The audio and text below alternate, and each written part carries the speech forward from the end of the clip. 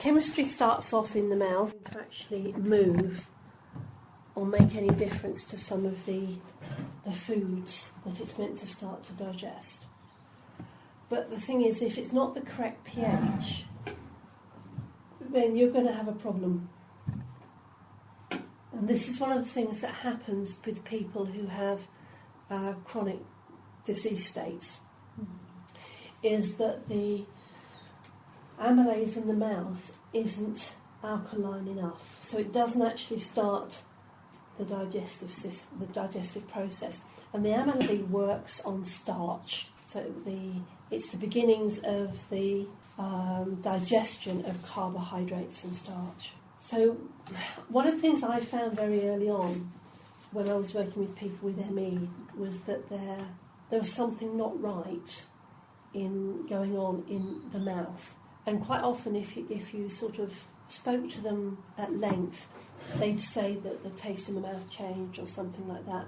But I became suspicious of the fact that the actual carb situation, it actually wasn't being broken down. And it was very interesting to me, because one of the things that the amylase in the mouth is dependent on is the amount of phosphorus there is in the body. Now, interestingly, if someone goes to a homeopath and they've got ME, one of the homeopathic they would be thinking about giving them is actually phosphorus. And of course, homeopathic phosphorus actually would work quite well, because it's not actually physical phosphorus, and it will get the body to recognise and work with phosphorus better, which means that the amylase would work better, which means that they're actually starting to digest their starch better, which means the chances of their energy levels going up are quite good, because of course the thing is with the starch is that that's what will it ultimately ends up as glucose, as fuel, as cell fuel for the body. And I'd actually spotted that without really realising what the mechanism was. And if you haven't got it starting there, when the food drops down into the stomach, and the stomach is an acidic environment, if the process hasn't started up here, it can't continue down there. So you have an issue if it's not... See, proteins don't start to digest here, it's just carbs. Okay, so proteins get digested further down the system. So it's really interesting, the fact that, what is actually going on when people are having long-term loss of energy, and whether actually some of the enzymes, the digestive enzymes, they're actually, or lack of them, is actually aggravating what's going on. So it wouldn't matter if you had lots of amylase. If you have an overabundance, so it just means you'd be very, very efficient converter of carbs to energy. But the problem starts is when you haven't got enough. So how people come to not have enough, I don't know. I mean, I guess a lot of it, maybe they're born like it, or maybe it's because of viral or other interactions that start. Because, of course, the salivary amylase comes from the glands underneath here. And, of course, if something's affected the glands in any way, and, of course, a lot of viruses do go for the glands. Lots of people with ME, it starts with a virus. It starts off, it usually is a virus of some description. Yeah. Then it does make you wonder whether the virus is actually affecting how the glands work. Interesting that the father-in-law, he can't tolerate carbs. Yeah. Yeah. He had ME. Yeah. Yeah. And it's like the lady I was talking about earlier who can't cope with the starch. I mean, she's also had ME. And has also been had really heavy arthritic drugs, like your father, your dad.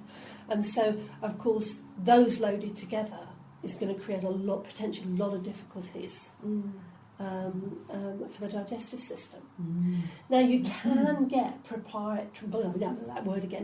proprietary supplements that will give you some amylase, but of course one of the keys is to make sure they're chewing their food properly in the first place.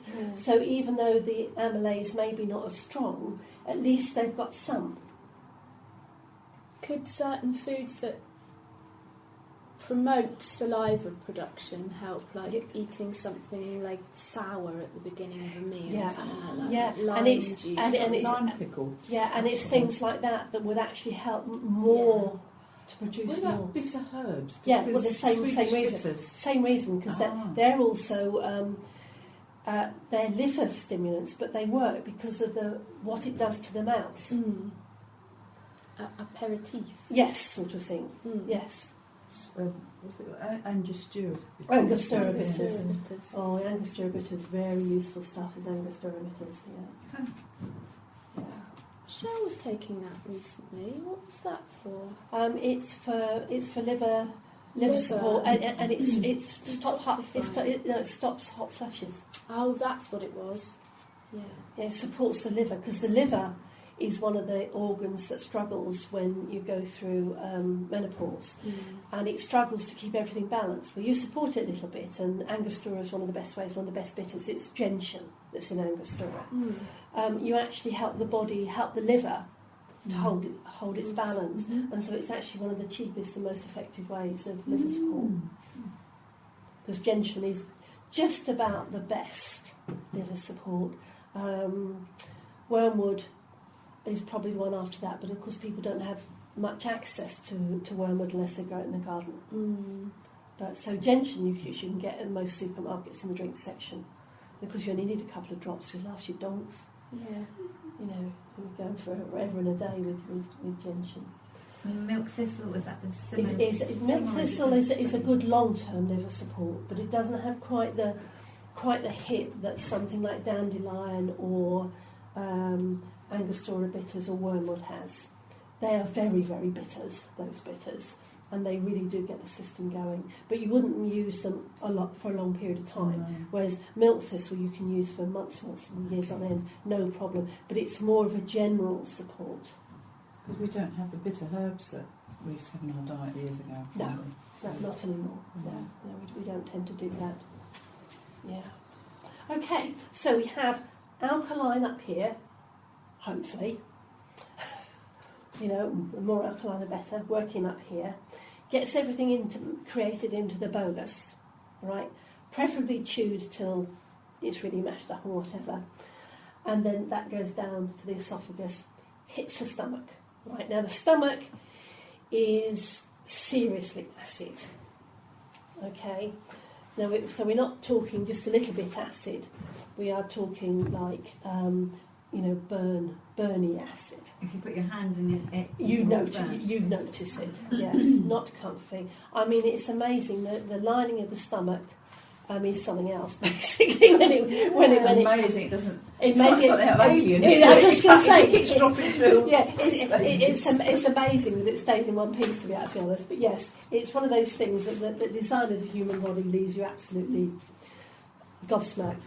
I mean, if you look on page 8 on your info book, it confirms that the acid is pH 2. It's page 8. Page 8. It's pH 2. Oh, Page 6, that one. Is that the one? Yeah, on page 6, sorry. Page Yeah, 6. it's me. We've got my long glasses on and I'm looking at something close to me. It's hydrochloric acid, pH 2. So pH 2 is pretty strong. Yeah. We think pH 6.5 to 7 is neutral. Right, and pH 7 and a bit is what it should be up here. I did a pH test recently with a bit of litmus paper. There was some. It should be just blue or just past. Just neutral. Past green, it was. Just past neutral. Just past neutral. That's what it should be up here. Whereas if you puke up and you do that, then it'll be seriously pink. Yeah, because it's really, really acidic. Okay, now one of the advantages of the acidity here is that because it's so acidic, it kills bugs. Now, it would be lovely if it killed all bugs, but it doesn't work. There are some bugs that are a little bit too powerful in from the stomach. But generally, for most common or garden bacteria stuff, it kills them dead. And obviously, it neutralises the alkaline from here. Yeah, brings that back down. And basically, this is where the digestion of the proteins start. Now, on your page 6, it says Pepsinogen. Another name for Pepsinogen is protease. So this is the one that you're after, Zara. Oh, sorry. Yeah. Yeah. Another name is protease. So where it says Pepsinogen, Yeah. protease is another name for it. And in fact, I've also seen it as proteinase. I think that might be an American one, but that's basically it.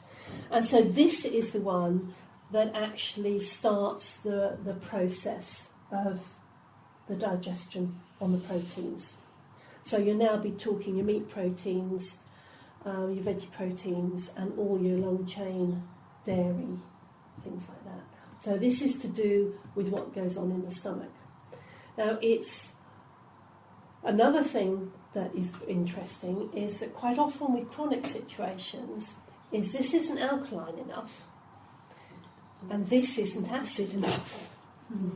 And so there's not enough acid here to actually break down the proteins and the dairy and everything else. That's what I think it is with my son. He's not. He doesn't seem very. I think he's a bit too acidy in his mouth. He often gets mouth ulcers. So in other words, well, it could also be that the bacteria in his mouth aren't being killed off because it's not alkaline. Because alkaline will kill things off too. Yeah. But it's got to be alkaline enough. Yeah, I Yeah. would have. So you see, you've got a very interesting situation where you've got alkaline acid, and it's very important that they work in that order. So if either of them aren't enough, then you're going to have problems. And the thing is that a lot of people, and I think A blood group's one of them for a start, where they don't tend to have very high stomach acidity. So the ability to digest the meat and dairy compromised.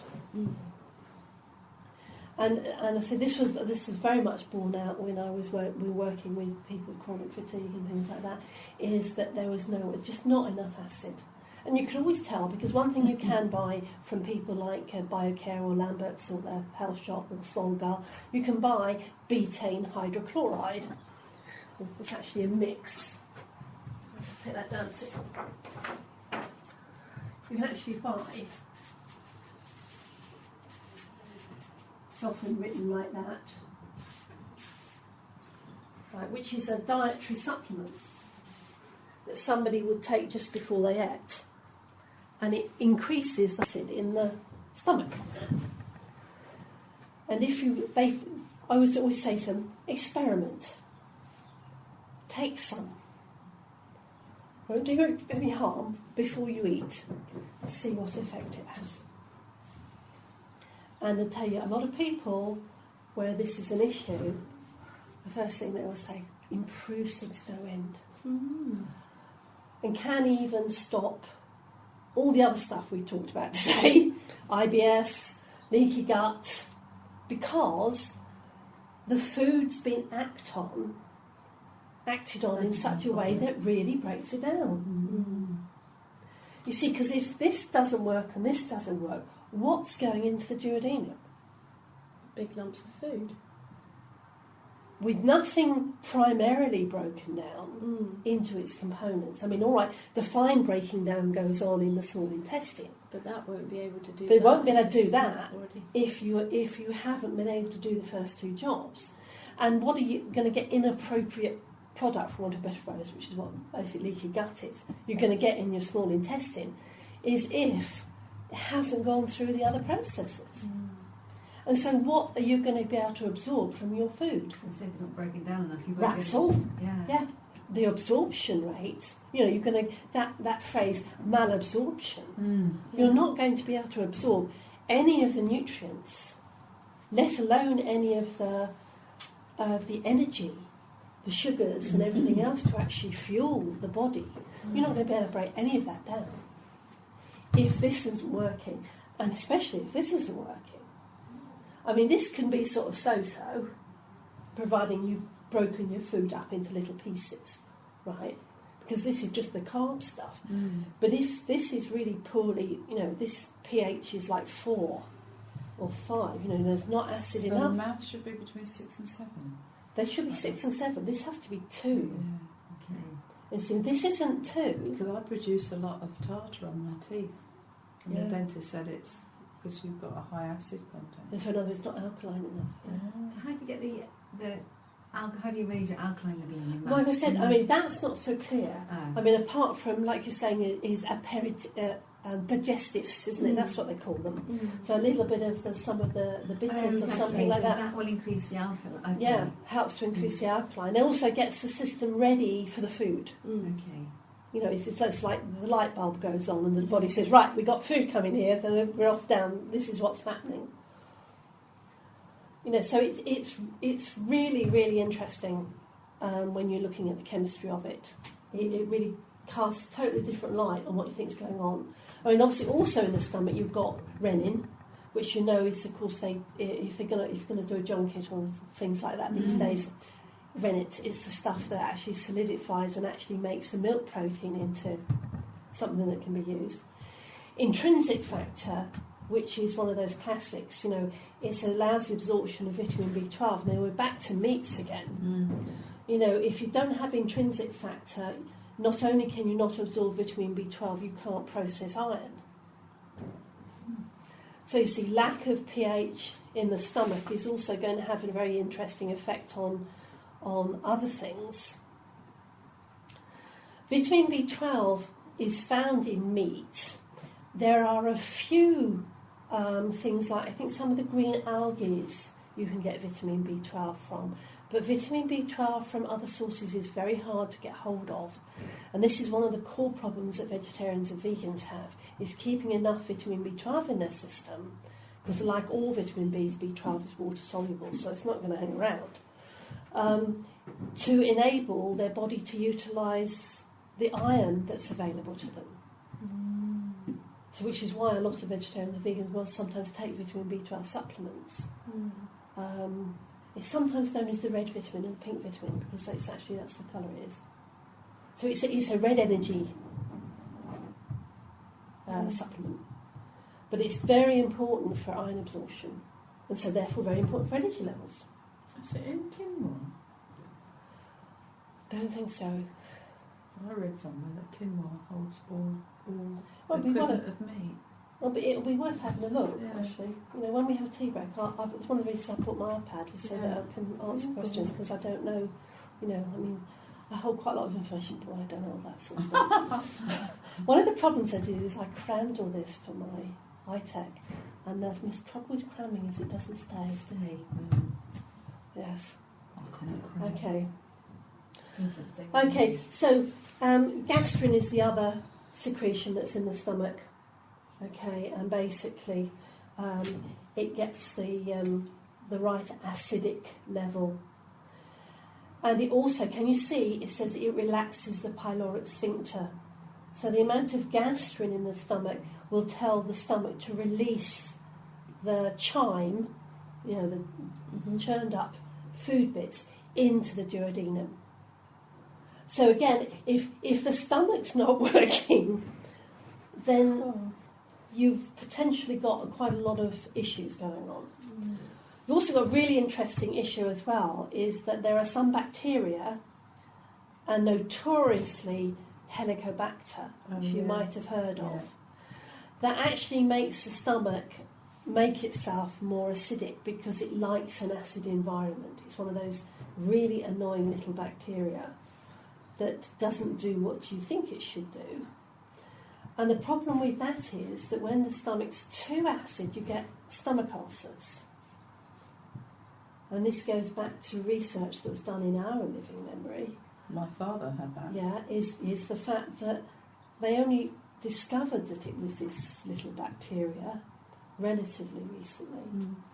And the only way that poor son, bless his cotton socks, he actually infected himself with Helicobacter, developed the problem, and then treated himself to prove to other people that this is what stomach ulcers were. And now the standard treatment for stomach ulcers nowadays is a short course of antibiotics to kill the bacteria. The time my father was alive, it was antacid, milk, pears, and other chemicals like milk magnesia to reduce the acidity of the stomach. But of course that didn't actually They didn't know then that it wasn't dealing with the bacteria. And my father went most of his adult life with, and I think he even had some of the acid ducts on his stomach tied off to reduce the amount of acidic present, because they didn't understand is why people got stomach ulcers. Gosh. About the last 20 years, isn't Yeah, it? yeah. But it was done because one side, side had to prove to people that he wasn't imagining stuff. I mean, and it's changed the way that people deal with stomach ulcers completely now. And now it's nowhere near the bugbear that it was. It's reduced the incidence of stomach ulcers, I think. Almost to nil, I think. Yeah. There are some proprietary things that they still treat people with, some drugs that affect the absorption of food further down. But basically it's changed things completely. Wow. So there are some bacteria, and obviously things like E. coli, Campylobacter, and some of the other stinkier little bacteria that actually go past there and really make home further down and cause all sorts of problems.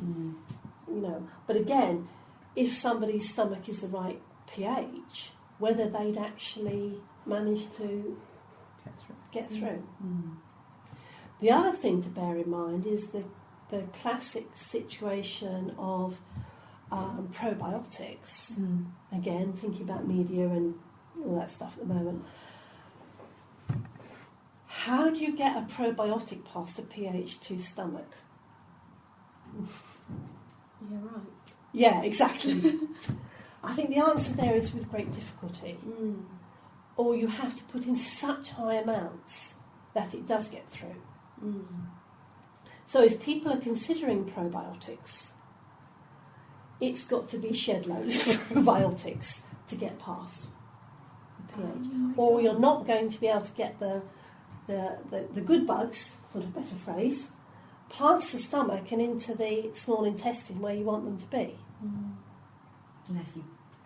Yeah, unless you're up the other end. Yeah, but they're still not going to go up the other end because the large intestine is going to chuck them back out again. So it's like probiotics have their place, but boy, you've got to take shed loads of it. So this sort of a little bit, they talk about million. Yeah. I often say to people, well, whatever it says on the packet, and to be absolutely honest, probably twice. And you've got to have pretty high dosage in the first place. People like BioCare here and some of the other more specialists, they do stuff that's plenty high enough. I get something in metabolics. Yeah, there's plenty high, but it's got to be big. And it's a multiple. You don't get it in the ordinary shops because people just think you can't, it's one, and it's not. No, it's a whole range of them. You can't. The usual stuff you can't buy over the counter. Having said that, I'm not sure what Solgar do. They do a lot of. They probably do because they're a good company. But most things you'd actually have to go and go direct to somebody like that, or who does sell seriously high dose stuff. But yes, it does actually beg the question about the Joe Bloggs level of probiotic understanding, because you've actually got to you've got to get it past that, and that is designed to kill things. Well, we had a high proportion of C. diff when I was in the other hospital. Yes. They were dishing out probiotic drinks to people on the wards all the time, and it did make a difference actually. Yeah, it did start to bring it down. But you do have to quite a lot. Yeah. So amongst all this, of course, we have the beginnings of digestion of the proteins, like we said. Okay, so it's important area, and if you do have problems with any protein digestion, long chain or meat, that's the place that you'd be looking at what the hell's going on. Can I ask you, what is the chain like in fruits? Because every can't have apples, berries. Okay, so you're not in really the protein department there. You're in the sugars department. Okay, so you're in the carb. You're in the carbs department, aren't you? So it's mouth again. Oh, Carbs and poor mouth. little chap. Yeah. So it's that sort of thing where you might want to have just a scoot on some of the digestive supports that people do. You can have a look in there if you like, Heather. Okay. You know, things like enzyme supports. Because one of the things, the lady with the starch problem, we've been doing it homeopathically because I still have access to some complex homeopathic stuff. I still under my practitioner status. I don't think you can get it new now because they clamped down, but because I've been going since before I was Mrs. Lily, because my account number is GRI1, which is hysterics. So yeah, there you go. So it's going back quite a bit. But the idea is the same, is that it's introducing the enzymes to the body. So actually introducing amylase, introducing pepsinogen, protease to the body to actually help it sort itself out. And then once the body has got it, it's this theory that you then come off of the thing and your body then knows how to produce it itself. Yeah, that's one of the things that you're hoping to set up, is the fact that once the body's like riding a bike, once it's got the hang of it, it will relax and then the stuff will come back online. Right, so it can come back then? Come back online, and it's one of the things that's always worth trying. Yeah. To actually do that. But yes, at his age. Yeah, especially at his age, yeah. I'm not sure I'm going to get a supplement. I suppose they just do a powdered one and put it in. Oh, liquid. A lot of them do liquid supplements. Okay. Always on the lookout for liquid supplements because their body uses them really easily. Okay. And I was saying to earlier at lunchtime, wasn't I, that there's as far as minerals are concerned, when we get to that, the company knew now, but do some really good ones. Do liquid, and if liquid is what you're after. That's what Ruth was on when she was